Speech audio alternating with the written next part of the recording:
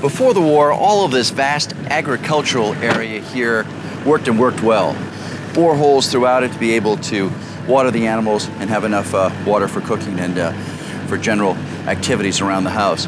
Now UNICEF has a new well that they've dug out here, and this allows them again to start farming this land, taking their animals out, as you can see, for the multiple different herds around here, and make certain there's enough clean water for women and children. Previously, you had animals and humans who are drinking from the same water supply. Now you have one here, as you can see, for animals. There's a horse that's just about to drink from the animal water supply. And if you fall over here, here's a second set for people. What's wonderful about this is that you have enough spigots across there. Look at them all the way across that pipeline there, so that many of the kids can come up here and load up at the same time. What you often see out here in Darfur is just a single kind of spigot at some of the IDP camps. But this really makes life a real pleasure for these kids. You can see, of course, that they look healthy and happy. This agricultural land behind us, you see, is also finally coming back to life. It's green with crops here.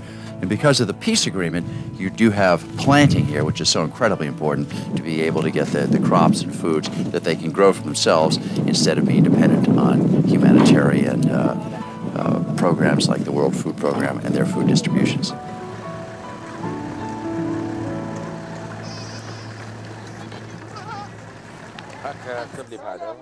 Through negotiations on the parts of the government and the SLA, this village was able to find peace amidst the chaos.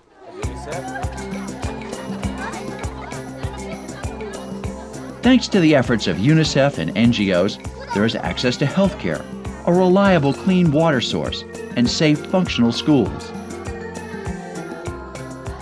Sagalnam seems to be a shining example of what can go right in Darfur.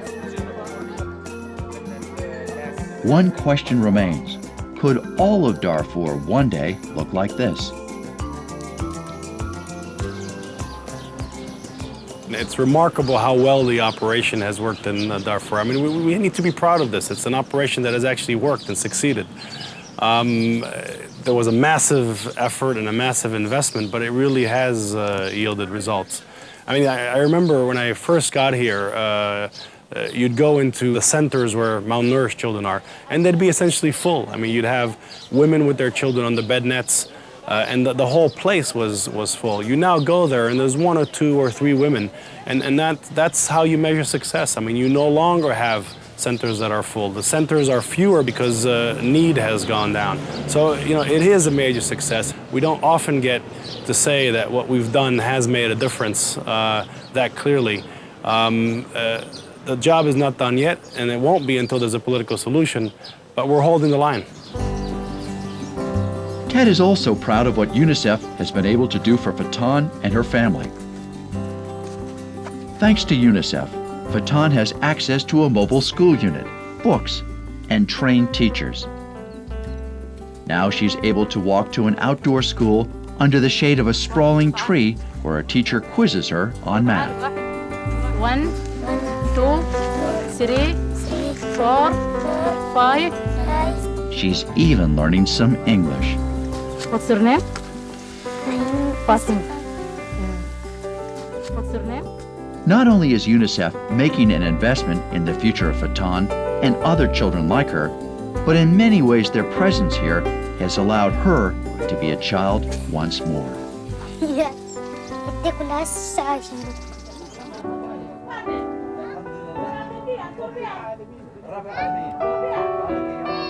The relief effort in Darfur, though tenuous, has been one of the most successful in memory. Across Darfur, malnutrition rates have declined from 22% to 12%. In IMC's programs, that figure is closer to 1%. The overall death rate has fallen well below emergency levels to 0.6 per thousand. However, with the increasing fractionalization of rebel movements, instability is on the rise, and the NGOs are in jeopardy. Without ongoing aid from NGOs like IMC, Rashida's dream of life as a normal child will soon fade away.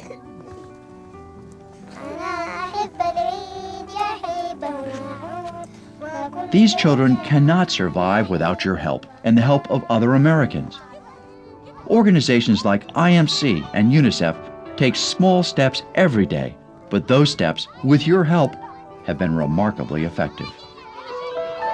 Overall, really, we are winning because we are really giving a good support to them, and we feel that satisfaction in the eyes of the people here, and we really feel happy for that.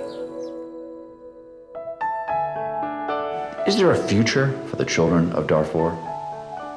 If peace prevails, yes. But now, really, the major issue is peace and stability. I think there is a future for Darfur even now. I think it's hard to say that anything otherwise, because otherwise we wouldn't be here, really.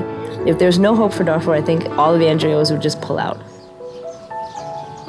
Day to day, it's not always easy to feel that you're winning every battle, but if I look at the last year, I look at what we've achieved. I think we've continued to provide access, and in the last 6 months, as people have been displaced, we have been there with water and sanitation services.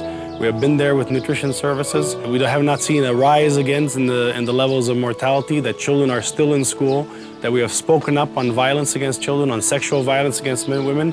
I think that through our presence and through our action, we've made a difference. And at the end of the day, when I go home and I sleep, I feel that this is worth it. I think so. I think there is a future.